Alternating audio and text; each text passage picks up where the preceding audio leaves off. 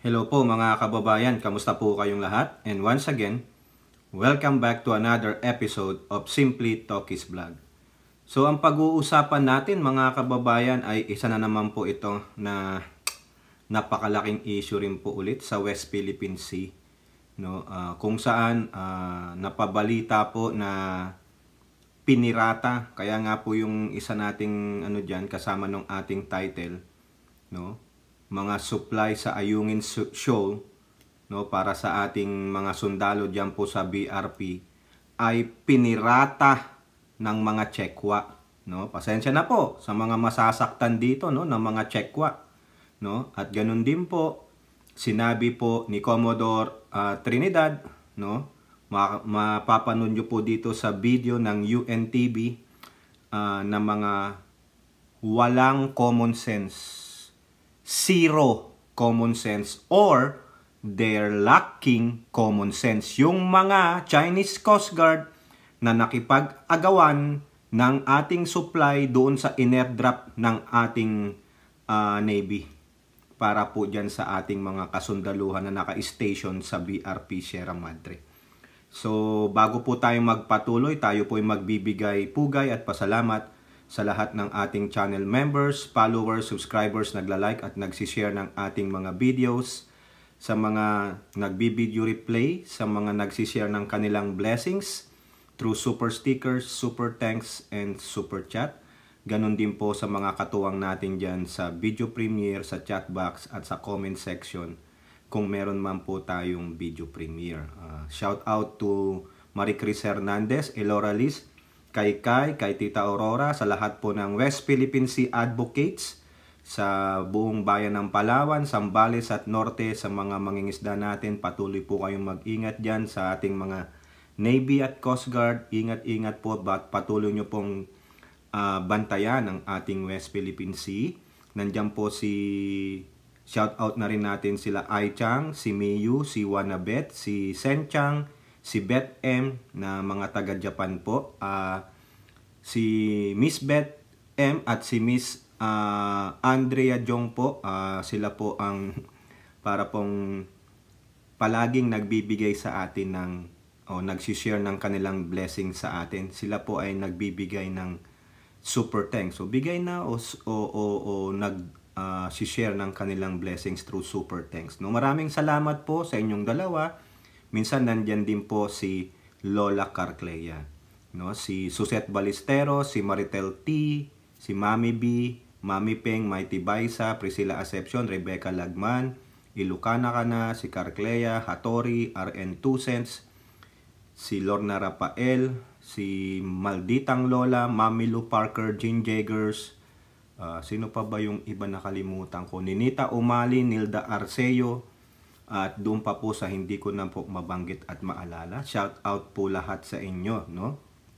Nasabi ko na ba sa mga OFW, no? Shout out po sa inyo at mabuhay po kayo. Lagi po kayong mag-ingat at lagi tayong manalangin at isama natin sa ating panalangin ang Pangulong Bongbong Marcos. Okay? So ito po, meron po akong dalawang video dito. Courtesy po ito ng UNTV saka PTV po, no? Sa UNTV, yung pahayag po ng ating kasundaluhan, lalong-lalo na si AFP Chief of Staff Browner at si Commodore Trinidad. Ito po yata yung sa Navy, no? I think he's the spokesperson. Tama po ba o mali, no? Correct nyo na lang po ako. Tungkol po dyan sa naganap na pamimirata at pakikipag-agawan at habulan ng ating mga Philippine Navy, at ganun din po pinabulaanan po ng ating AFP Chief General Browner yung panunutok daw ng baril sa mga gunggong ng mga Chinese Coast Guard na ito, no? Kasi po meron pong video na nilabas ang mga Chekwa na nanutok daw, ang layo naman, ang layo po, hindi po. Di sana kung tinutukan talagang nakaganon. Napanood ko po yung video, propaganda lang po, propaganda para po sasabihin nila na masama tayo ang nagpro-provoke. Pero mga kababayan, may napanood po ako, shout out kay Direk Freddy Valera, no? Si What the Fuck. Tuwang-tuwa po ako doon, Direk, doon sa ano mo na what the fuck, di ba? Ganon. na meron po tayong kapwa Pilipino, mga vlogger, influencer pa na dinedepensahan yung ginawa ng mga Chekwa. Lalong-lalo na yung video daw na nanonotok, nilabas po 30 seconds video. Kulang sa context ang mga gago pero kumakampi sa Chekwa. Talaga naman mga kababayan, ano? Grabe, kapwa Pilipino.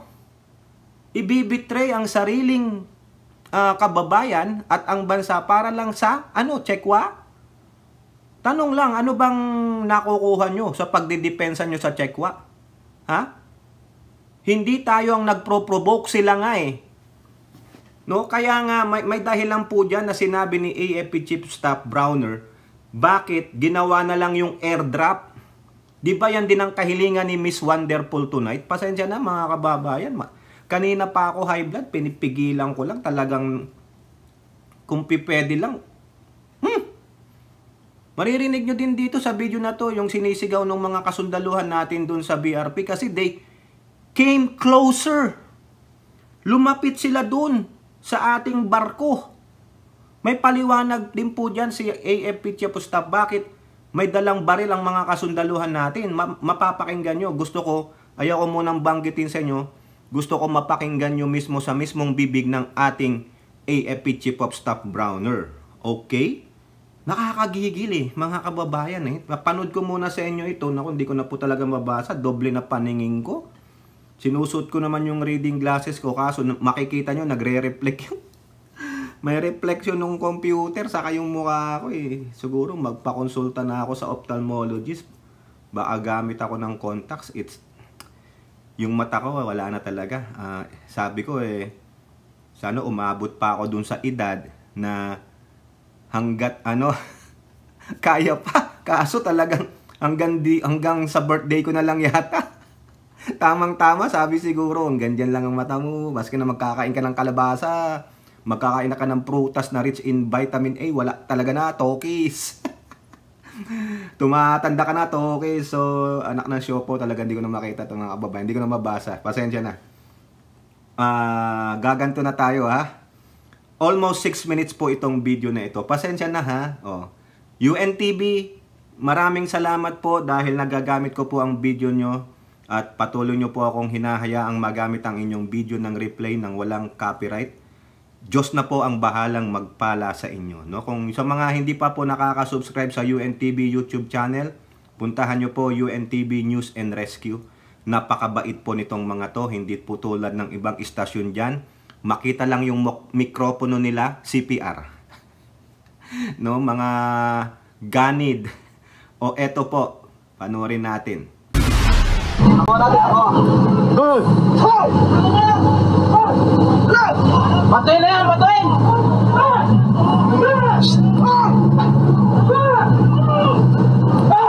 Makikita sa video ang animoy tila nagpapatinterong mga rubber boat sa dagat. Ngunit sa katotohanan, ito ay ang agawan ng supply sa BRP Sierra Madre noong May 19, 2024. Dalawang rubber boat ng Philippine Navy kontra sa dalawang mas malaking rigid hull inflatable boat ng China. Makikita sa video na pilit inahabol at inaagaw ng mga Chinese ang supply na inihulog ng eroplano malapit sa BRP Sierra Madre. Hanggang lumapit na sa BRP Sierra Madre ang rubber boat at sinundan pa rin ng mga Chinese. Ayon sa Armed Forces of the Philippines, ito ang unang pagkakataong lumapit ng 5 hanggang 10 metro ang Chinese Coast Guard sa nakasadsad na barko ng Pilipinas sa Ayungin Shoal. Kaya naalarma ang mga sundalo. In this case, because of that intent of the Chinese Coast Guard to get our supplies, they came very, very close to the BRP Sierra Madre. And of course, this posed, from the point of view of our soldiers, this posed a danger, a threat, no? Dahil napakalapit na nila. That is why there were videos, there were images of our soldiers carrying their guns. O yan, putulin ko muna dyan mga kababayan. Pasensya na po kayo ha, pasensya na. Kinakailangan natin gawin. Kasi yung explanation po ni AFP Chief Staff, it is necessary. It is necessary for these soldiers doon sa ating BRP na kumuha na ng sandata. Pero hindi itinutok. Kasi they have to defend themselves because these freaking Chinese are within the striking distance of BRP Sierra Madre. 5 to 10 kilometer, ano ba yun? 5 to 10 meters or whatever yung layo na pakinggan ninyo. Siyempre, they have to defend themselves. And remember, BRP Sierra Madre is a commission ship of our armed forces. Meaning, commission yan, nagsisilbi pa din yan sa bayan natin. Hindi yan retired, hindi decommission, hindi po yan private. It is still, kumbaga, kung may barko ang Philippine Navy, kasama pa rin siya. Siya na ang grand lolo ng mga barkong nandyan. Kaya hindi pwede. Kailangan mong bantayan yung barko na yan. Kasi pag pinaputukan nila yan, dinisgrasya nila yan, it is a commission ship. Remember. Paninira yan sa gamit ng ating mga kasundaluhan, lalo na ang Navy. Commission Ibig sabihin, active pa rin siya. So, kailangan gumamit sila nung ilabas nilang armas to defend themselves and to defend that ship. Kasi ang lapit na Nandun ka na sa perimeter Mga gunggong, itong mga inchik, silang nagpro-provoke. Tapos, magbibideo sila ang layo-layo nila. Gago pala kayo. Yung kasamahan nyo, nandun na malapit sa barko namin Diba? Ano narinig nyo dun sa mga ibang kasundaluhan natin? Hey! Hoy! Sabi. Batuhin na yan! Diba? Kasi nandun na Biro nyo nakipagpatintero, mga pirata ang mga gago, hindi naman para sa kanila. Malalaman nyo mamaya bakit nila ginawa yun, mga kababayan, itong mga walang utak, walang common sense na Chinese. Nakita nyo ang harsh nga ni Commodore Trinidad, mamaya malalaman nyo mapapakinggan nyo talaga Talagang walang common sense. May utak pero walang common sense. Mamaya bibigyan ko kayo ng senaryo na ganyan. No? Tuloy po natin. Pasensya na po dahil pinutol ko kayo. Hindi ko mapigil ang aking bunganga Ayon kay Armed Forces of the Philippines Chief of Staff General Romeo Browner Jr., hindi talagang sadyang nagbibitbit ng baril ang mga sundalo sa tuwing may rotational and resupply mission. Subalit dahil sa banta sa kanilang seguridad noon, ay humawak ng baril ang mga sundalo. The handling of the weapons by our personnel is not a normal occurrence during RORES. But in this particular incident, because the Chinese Coast Guard or Chinese RIPS came very, very, very close to the BRP Sierra Madre. Of course, this was a cause of alarm. So our soldiers, as a precautionary measure, held on to their firearms. Mariin namang itinanggi ng AFP na nadutok ng baril ang mga sundalong Pilipino. Giit ni General Browner, mahigpit na sinusunod ng kanilang mga tauhan ang rules of engagement. On the issue of the pointing of the guns, we are denying that any of our soldiers pointed deliberately their guns to any of the Chinese in the ribs, Dahil commissioned vessel ang BRP Sierra Madre o isang aktibong barko ng Philippine Navy, mayroong karapatang magdala ng baril ang ating mga sundalo at idepensa ang sarili laban sa banta ng kalaban. The BRP Sierra Madre is a commissioned Philippine Navy ship and therefore it is authorized to have weapons. We are authorized to put weapons on board, both cruiser weapons and individual weapons of our soldiers. Meron tayong karapatan, because of the concept of self-defense. Isa sa 4 na package na ini-airdrop ang naagaw ng mga Chinese. Nang makitang walang construction materials, kundi puro pagkain at gamot ang laman, itinapon nila sa dagat ang supply. Ilan sa mga ito na-recover pa ng mga sundalo. Ngunit sa kabila nito, pinalabas pa rin ng China na ang Pilipinas ang nagtapon ng mga kalat sa dagat. The video will show that the ICAD activities are all contrary to what they say. Their deceptive actions, they lack common sense. We could not airdrop construction materials. Their narratives is that they do the blocking because of construction materials. I would like to point out that they have zero common sense. You will see that what appear there is all foodstuff. Ang pagkumpiska ng supply ng mga Chinese ay isang illegal na hakbang at tinawag na provocation ng AFP. Ayon kay General Browner, kahit sa international order ay hindi ginagawa ang ganito. Dahil hindi naman po talaga dapat ginagawa yan in the international order. You're not supposed to confiscate the supplies of another country, even in war, no? Sa gera, kung minsan ay pagka supplies na yan, food supplies and even medicines, no? Usually the adversaries would allow food supplies and medicines to pass through for humanitarian reasons. Ginagawa ng AFP ang airdrop para wala nang mangyaring harassment at hindi na tumaas ang tensyon sa West Philippine Sea. Pero tila ayaw pa rin tantanan ng mga Chinese ang mga sundalong Pilipino na naghahatid lamang ng mga food at medical supplies. Tiniyak naman ng Sandataang Lakas ng Pilipinas na hindi mapipigilan ng mga ganitong insidente ang pag-iit sa ating karapatan sa sarili nating teritoryo. Ayon sa AFP, naiulat na nila ang insidente sa Pangulo at maging sa Department of Foreign Affairs at sila na ang bahala sa pagsasampa ng reklamo. Ryan Lacanlale, UNTV News and Rescue. Diyos ang aming sandigan, serbisyo publiko ang aming pinahahalagahan. Patuloy na yan, patuloy!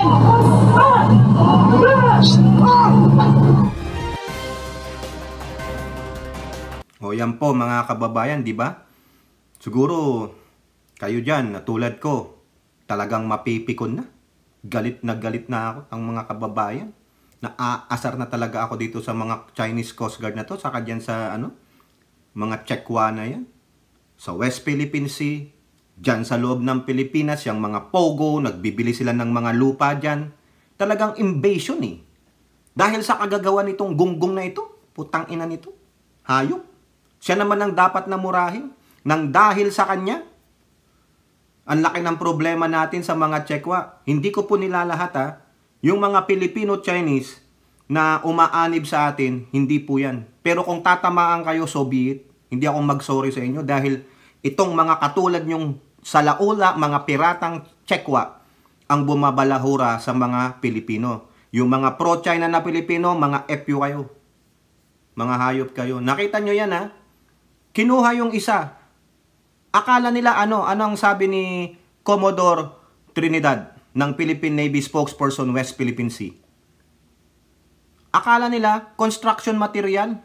Yung pala nung nakita nila na mga food supply at gamot, imbis na ibigay, magkaroon naman sila ng humanity. Wala po. Wala silang humanitarian efforts. Doon yung makikita na mga gago sila, napahiya sila. Dahil napahiya sila, ang ginawa nila, itinapon nila sa dagat. Ano bang tawag doon? Ilora, ano tawag mo doon?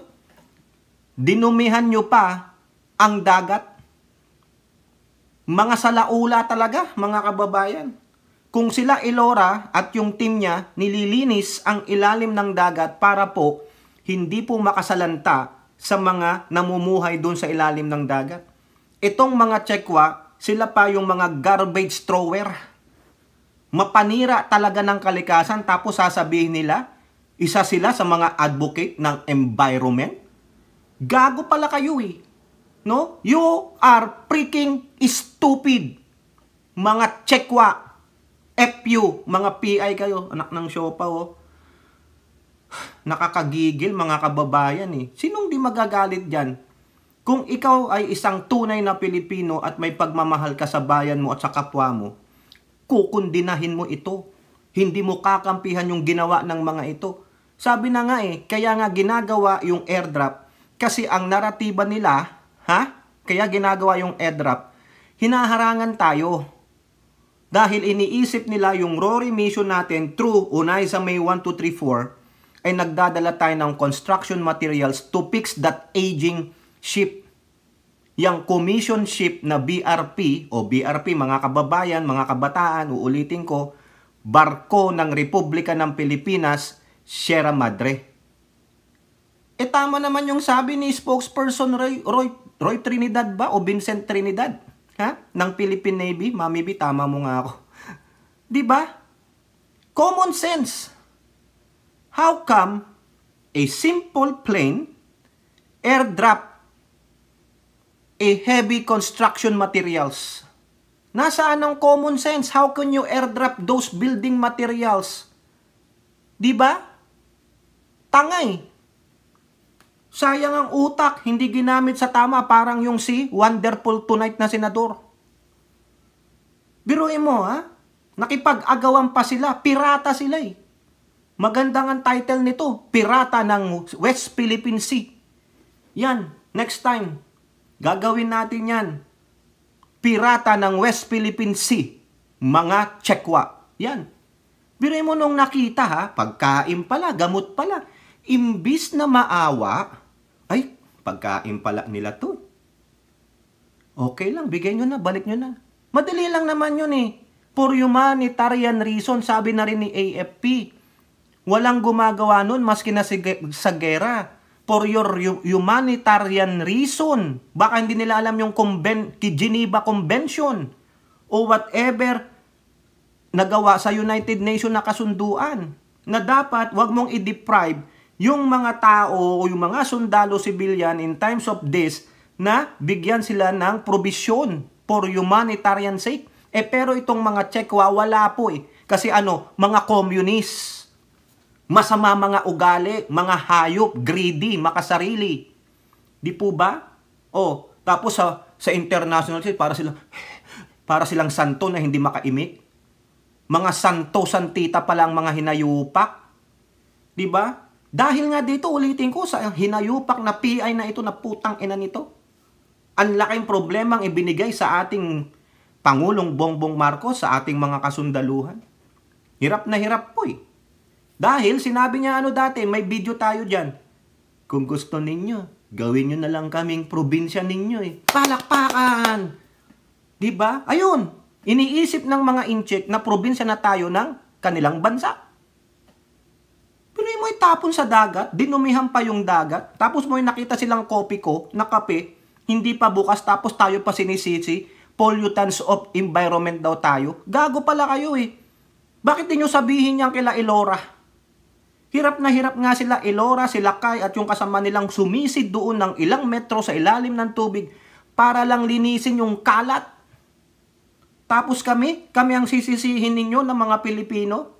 Kami nga ang bantay dagat namin eh. Kayo ang intruders dyan, kayo ang alien dyan. Mga hinayupa. Pasensya na po mga kababayan, na high blood na talaga ako. Tingnan nyo, naubos ko yung kape ko kaagad, ang init-init niya. Ewan ko lang, baka napaso na yung lalamunan ko. Visit, di ba, Miyu? Miyu, pakisampal mo nga ng biyan. Visit ako. Nung pinanonood ko to, ilang beses kong pinanood mga kababayan. Gusto kong buntalin yung laptop ko eh. Gusto kong iba to eh. Kaso naisip ko, ang mahal pala nito, wala akong pambili. Di ba, Elora? Mahal-mahal nito. Nakikwento nga po kasi si Elora po, nakakwentuhan ko yan. Nakikwento ko, Elora, meron ako ganito, nabili ko, mahal-mahal. Tapos ibabato ko. Mahal-mahal niyan. Sabi nga ni Tita Aurora kay Elora, sabi mo kay Tokis, wag masyadong high blood. Hindi na po mapigilan, Tita Aurora, pasensya na po. Wag na tayo sigurong maglitsyon, Tita Aurora, kasi ma-high blood tayong pareho. Litsyon manok na lang tayo, saka litsyon isda. Pwede ba ilitsyon yung isda? Manghuli ka dyan ng malaking yellowfin tuna, ayun ang ililitsyon natin. Ayan di ba Kay? Sabi mo yan kay Tita Aurora Kay. Pag ako dumating dyan sa Palawan, handa mo yung malaking yellowfin tuna, ililitsyon natin. Para hindi po ako ma-high blood. Di ba mga kababayan? Ikaw nga, Miyu. Ikaw dyan, Bet M. Kayo, anong makokomento nyo? Ikaw, RN2 Cents. What can you say about this? In-airdrop na nga para maiwasan yung panghaharang pangbubuli water cannon. Tapos ang naratiba nila because kaya daw nila hinaharang kasi nagdadala daw tayo ng building materials. Ulitin ko lang. Pero nung nakita nila, ano talaga? Ano talaga naman? Di napahiya sila. Dahil sa napahiya sila, ayun, tinapon nila. Imbis na ibalik na lang. Pasensya naman. Hindi naman po masamang ganun, di ba? Alam mo, nagkamali ka. Pasensya naman po. Ito na lang ha, pasensya. Ganun. Tapos i-report nila ng tama. No, we did not find any building o construction materials in there. They only have provisions for themselves. Ganon. Masama ba yun? So therefore, pag ganon ang sinabi ninyo, baka kabibiliban pa kayo ng buong mundo. You really want to advocate peace and stability on that region? Hindi. Pinakita nyo, nanutok ng baril. Nasaan? Tinutukan ba kayo? Inumang ba talagang ganon? Ha? Inalam nyo ba bakit nagdala ng baril? Kayo nga baka nga may lumapit sa barko ninyo Baka wala pang 10 kilometro, pumuputok na yung mga Gatling gun ninyo O diba? That's how you defend your territory and your property and your lives. Diba? Maliwanag naman ang paliwanag ni AFP Chief Staff. It's a self-defense because our ship is a commissioned ship. We are mandated to defend it and to defend it with our lives. Ayun. Kaya kudos po, no? Saludo po sa mga sundalo dyan. No? Sir, smart salute ko na yun. Mami B, smart salute ko na yun, ha? Huwag kang ganyan. Namimiss ko po si Mami B. Love Mami B. Love ko kayong lahat dyan, no? Okay? So, ito mga kababayan, tuloy natin. May mga ilang senador po dyan. Ito, papanood ko sa inyo itong ulat ng PTV. PTV, maraming salamat po ha. God bless po sa inyo. Bala na ang Diyos na magpala sa inyo. At may mga ilang, ay, Diyos mio, mga kababayan, talaga hindi ko na mabasa. Doble na talaga. May ilang po tayong mga article dito para idagdag natin yung ilang mga mambabatas na nagsalita po tungkol dyan sa pamimirata, provocation, nabubulol na po ako dahil sa galit ko, at mga disinformation na pinalalabas ng mga Chekwa. Ito po, unahin natin itong PTV. No? Ilang senador kinundina ang panibagong insidente sa Ayungin Shoal. Mariing kinondena ng ilang senador ang panibagong insidente sa Ayungin Shoal kung saan itinapon umano ng China Coast Guard ang mga rasyon para sa mga mangingisdang Pilipino sa BRP Sierra Madre. Si Daniel Manalastas sa sentro ng balita. Di nagustuhan ng mga senador ang panibagong insidente sa Ayungin Shoal na kinasangkutan na naman ng Chinese Coast Guard kung saan napaulat na sinamsam at itinapon umano ng CCG ang mga rasyon para sa mga tropa natin sa BRP Sierra Madre. Nabasa ko lang din sa pahayag dyan pero bine-verify pa rin yata hanggang ngayon kung ano eksakto ang ginawa. Sa dulo, ang importante, huwag natin bitiwan ang ating pangmamayari, soberenya at kapangyarihan sa mga islang yan at karagatang yan. Subalit naniniwala pa rin ako na ang paraan ay dialogo at pakikipag-usap at hindi pa rin dapat humantong sa puntong magkakaputukan o sisiglaban digmaan sa pagitan ng bansa natin at ng bansang China at ibang bansa pa. Ayon kay Senator Nancy Binay, ang mga ganitong aksyon ay nagpapakita ng tahasang pagwawalang bahala sa mga pangunahing prinsipyo ng makataong pagtrato at malasakit. Lumalabag din anya ito sa mga napagkasundoang protokol sa Geneva Convention. Tinawag naman ni Senator Risa Hontiveros na kasuklam-suklam ang pagharang ng China sa supply ng Pilipinas na para sa serbisyong medikal ng mga sundalo. Para kay Senator Bong Revilla, hindi makatao ang ginawa ng China at pwede pa raw tawagin itong piracy in the sea.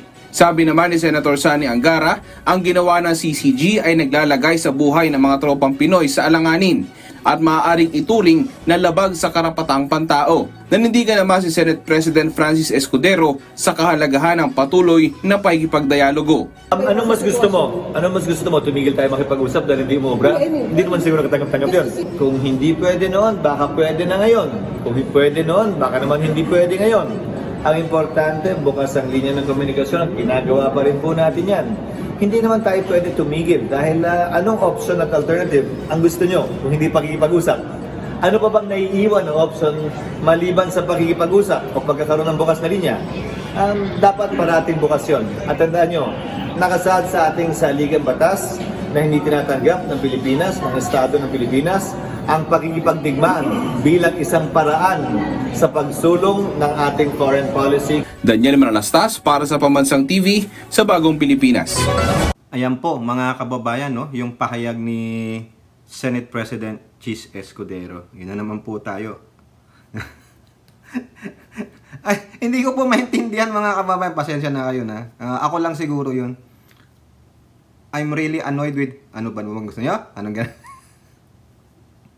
Sorry naman po nagmamasid naman tayo. no? Ang komento ko po doon sa sinasabi niya, oo, wala tayong ibang layunin. Sabi nga ng presidente, peace. Peace tayo. Sinabi niya yan kay Zelensky. Ha? Nandiyan po yan sa isa kong video. We want that peace. Diba? Wala tayong gagawing action para makipag-away o gumawa ng conflict. It is not us who's doing the conflict. It is not us who's provoking them. Ang ginagawa lang natin ay naninindigan tayo sa ating teritoryo, sa ating sovereign rights. Ha? Yung mga alien dyan na siyang naghahari-harian na sa ating teritoryo, sila pa ang makakapalang muka. Ha? Ngayon, tama naman yung sabi ni Escudero, protektahan natin. At nasa ating saligang batas that we don't want a conflict. At sabi niya, dapat patuloy ang komunikasyon. Doon ako nag-ano sa kanya. Oo, patuloy ang komunikasyon. It's on our part. You cannot blame our government, no, na hindi tayo yung makipagkomunikasyon. We are doing that fervently. Every time merong issue sa West Philippine Sea, tayo ang nakikipag-usap. Tayo ang nagpapadala ng communication. Pero sila hindi. Closed door sila eh. Ayaw nilang tanggapin because of what? Probably they are guilty. Yun po yan. Parang yung sinasabi mong a plight is a sign of guilt. Ganon din sila. Ayaw nilang tanggapin yung ating diplomatic protest. Diplomatic, kung ano man. Ha?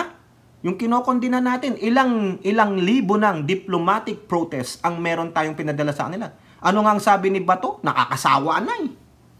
Diba? Sabi yan ni Bato, may statement siya dati, nakakasawa na.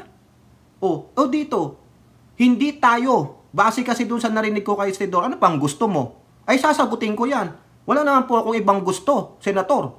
Tulad na rin ng iniisip mo, dialogo. Pero yung kabilang linya, ayaw po eh. Parang nung tumawag ka, no? Toot, busy or the number you dialed is not in service. O ganun po eh. Diba? Tayo. Open ang line natin palagi. We are for communication. We are for peace. Pero yung kabilang linya is not in service. Sarado eh. Sinara nila eh. Masisisi mo ba tayo? Hindi. But we will still be doing that. Tama lang po yan. Next time, ha? Sana yung piloto, mag-set kayo ng target na mas malapit doon sa BRP Sierra Madre. Tapos itong mga, ano natin, no, tulungan nyo naman. Kayo dyan sa Philippine Navy, tulungan nyo naman, magpadala na kayo in advance party nung sasalo, nung probisyon. Doon na kayo, para, halimbawa, nandun yung dalawang rubber boat ninyo, doon ang landing spot nung ibabagsak ninyong probisyon. Diba? Tama, mali. Kasi mas nauna pa yung mga barko ng mga Chekwa doon eh. Diba? Dapat precise. No? Kung maaari, manghiram na kayo ng kung sino mang piloto dyan, o ano, yung magaling mag-airdrop. Tawagin nyo si Tom Cruise. Top Gun. Di ba? Tapos kakanta ng, you never close your eyes. Alang yan, no? Ayan, kinokondina na po sila. Si Hontivero, sabi, kasuklam-suklam. Si Bong Revilla Jr., tama tayo. Mga pirata of the West Philippine Sea.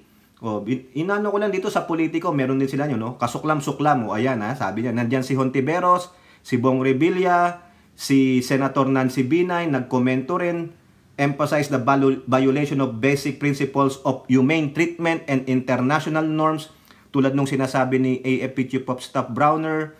Nandyan din si Senator Angara, nagsalita rin siya. This act from the CCG endangers the lives of our Filipino troops stationed at the Ayungin Shoal and could be deemed as a violation of their human rights. Human rights violation talaga. Ang problema, because that country is a communist country, walang human rights dyan. Hawak nila ang buhay ng tao eh. O, ano pa ang sabi dito ni Joel Villanueva? Senator Joel Villanueva. Ha? Reiterated that China's narratives are ridiculous and their claims are unfounded. O, ayan. Yan ang sinasabi dito, ha? Inano ko na lang sa inyo. Siguro hindi ko na ilagay dito. Basta, basahin nyo lang dyan sa politiko, nandiyan po yan. O, eto naman, sabi ni Franz Castro ng ACT Teachers Representative, ha? Sa politiko din. Karamihan po ito politiko. A big greedy dragon. Ha? Castro calls for ASEAN unity versus China aggression. Ito lang problema sa ASEAN eh. No, sometimes they don't care. If we collectively denounce, collectively itong ASEAN 10 member state, collectively denounce and lumaban dito sa China, wala na magagawa China dito eh. No? Ito lang sabi ni Castro dito. China is increasingly becoming a big greedy dragon, is stealing and destroying the treasures and resources of our peaceful people. We Filipinos, along with other ASEAN countries with claims at the South China Sea, nako mga kababayan, pasensya na kung magre-reflect, di ko mabasa. Nagdodoble na talaga. Must unite in patrolling our waters and file cases against this growing monster at the UN before another monster like the US incites a bloody war in the area with the Philippines as the battlefield. O yan, nadamay ng Amerika dyan. Wala tayong magagawa. Ang sabi ng Pangulo, kayong dalawa, i-resolve ninyo ang differences ninyo ha. Huwag nyo kami damay. Di ba? O yan, sinama ni Castro ang US. Ganyan naman talaga yung Castro na yan. Wala tayong magagawa dyan. Wala nang bago kay Castro. Lahat idadamay kasi ang feeling niya perfect siya. Yun lang yun. Ang feeling niya siya ang magaling. Yun po yan. Di ba?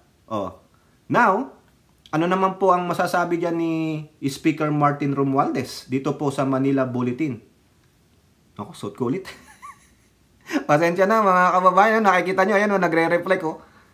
Sana tigilan na nila.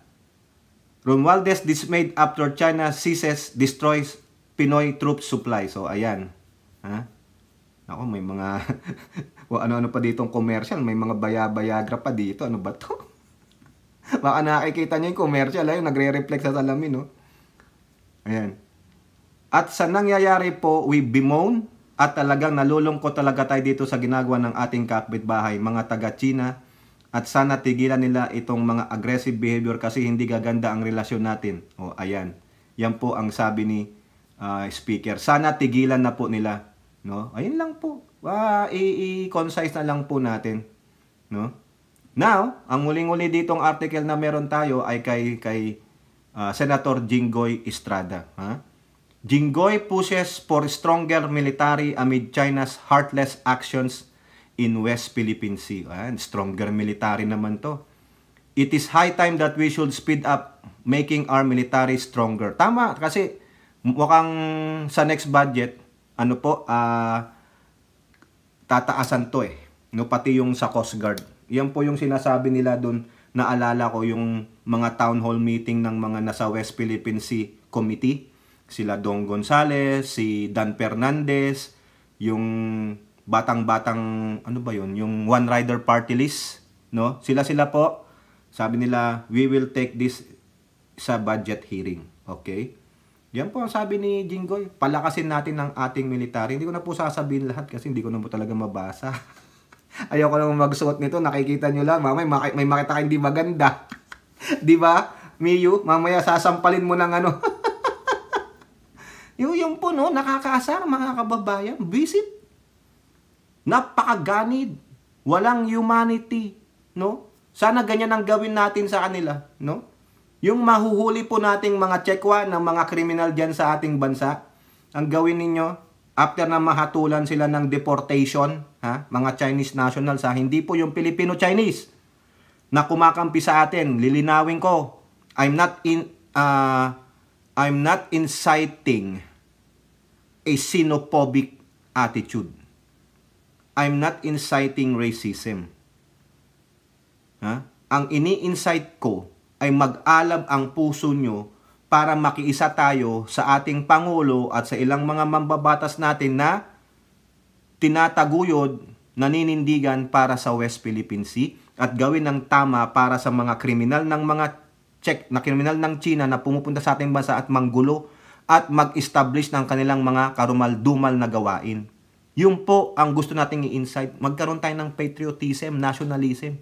Hindi po yung inciting to xenophobic attitude or racism. Wala po yun. Kasi may mga Filipino-Chinese naman po na kumakampi sa atin. Kaya we cannot do that. No? Hindi tayo nag-i-incite ng xenophobic attitude or racism. Okay? So yan. Dapat lang kondinahin tong mga to. Gawin nyo sa mga kriminal nila. Ha? Tulad ng sinasabi ko kanina, naputo lang. Dalhin nyo kila Elora sa Palawan. At bahala na sila Elora ang ano niyan, magdidesisyon. Ha? Elora, either isama mo sa ilalim ng tubig. Naku, naputol, nabasag. Yung payong ng aking ilaw. O di kaya, sige, lumangoy na kayo doon sa nearest island nyo ng Hanan. Wala naman silang humanity. Kung ano yung ginagawa nila, gawin na rin natin sa kanila. Do unto others ka di ba? Ano, tama ba yung ano ko? Yung saliwakain? Do unto others what they did to you? Ang kulit no? Pero dinadaan ko na lang sa tawa kaysa mahablad ako ng mahiblad mga kababayan. Mag-isa lang ako dito, mamay walang tatawag ng 911. Pag ako bumulagta dito dahil sa high blood, di ba? Di ba, Miyu? Ay, nako. Ewan ko po mga kababayan, no? Pero tuloy pa rin. Sana sa next airdrop, kung ganun pa rin ang gagawin natin, it should be, hindi naman sa precise na precise. Dapat, may aantabay na doon. Doon sa mismo, ito yung halimbawa lang, ito yung BRP. O dyan, malapit. At least nandun tayo. Nandun na yung mga bantay, palibutan nyo. Magdala kayo dyan ng Coast Guard saka isang Navy ship. O, tapos. Hindi na makalapit yung mga gunggong na yan. O, ngayon, alam na nila na provision lang yan. O, baka hindi na napakaya. Magkain lang nila, bayaan nyo na. O, wala naman palang construction material. So be it. O di kaya, gumamit kayo nung, alam nyo yung aeroplanong may landing sa tubig. Ganon. Pwede yung siguro. Di ba? Tama, mali. Yung lalanding sa tubig, kaysa i-airdrop nyo yan, lumanding ka. Di ba may mga ganon ba tawag dun? No? Yung may landing craft na aeroplano. O, ganon lang. Provision lang naman Kung gusto nyo, ganito na lang. Kung gusto nyo, yung lalapit na mga Coast Guard, mga Coast Guard na nila, na chinchik, ayudahan nyo. O, nag-separate na kami para sa inyo. O, di ba? Lagyan nyo ng Chinese noodles. Lagyan nyo ng fortune cookie. Tapos pagbukas nila, hello, care to share. Di ba? O, at least alam nyo, ali kayo. Kaya gawin nyo, ali kayo. Ali kayo. Buksan namin sa harapan ninyo. Ano to? Construction materials ba yan? Madali lang naman tayong kausapin Kung gusto nila, check upin nyo. Ano laman? Huwag nyo itatapon sa dagat. Huwag nyo agawin sa amin. O ngayon, napatunayan nyo, napahiya sila. O diba? Malaking pahiya sa kanila yan. Tapos may pa-video-video pa kayo. Ba't hindi nyo ipakita yung video na kung paano nyo inagaw? How did you steal?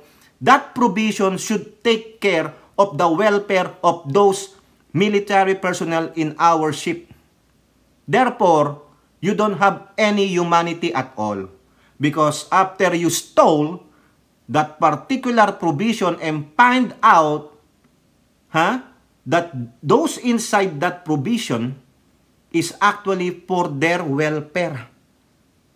Food, drinks, medicines. What you did?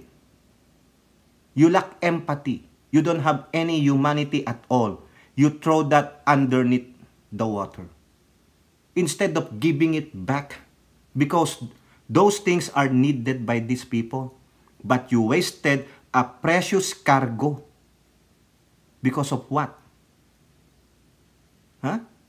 You felt ashamed. Nakaramdam pa kayo ng hiya, shameless nga kayo.